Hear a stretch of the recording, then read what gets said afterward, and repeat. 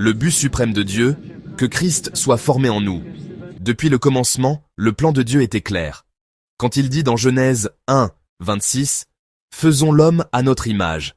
Selon notre ressemblance, cela montre l'intention éternelle de Dieu, que l'homme reflète Dieu. Mais cette image a été corrompue par le péché. Alors Dieu n'a pas seulement voulu nous pardonner, il a voulu restaurer cette image. C'est pourquoi il a envoyé Jésus-Christ. La Bible dit de Jésus qu'il est l'image du Dieu invisible, Colossiens 1,15, qu'il est le reflet de sa gloire et l'empreinte de sa personne, Hébreux 1,3. Donc, l'image parfaite de Dieu, c'est Jésus. Ainsi, le salut n'a pas pour but seulement de nous sauver, mais de former Christ en nous.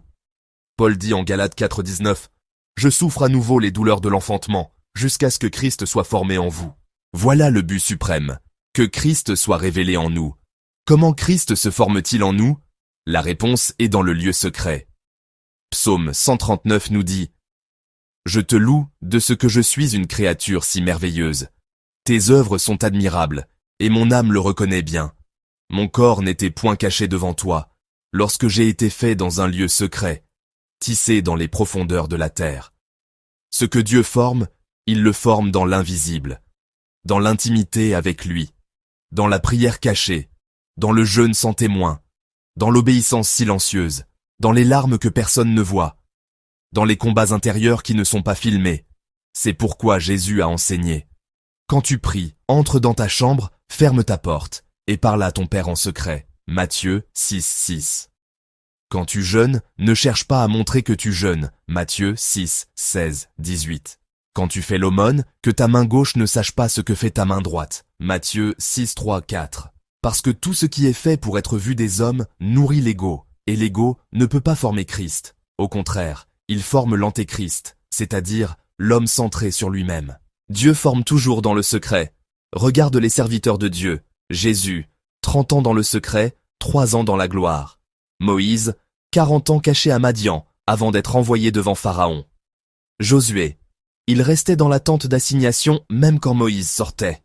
Élie, Dieu l'a caché auprès du torrent où il était seul avec lui. David, seul dans les champs, apprenant à combattre avec Dieu avant Goliath.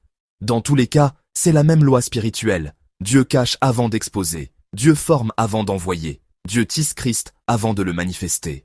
Le danger de notre génération.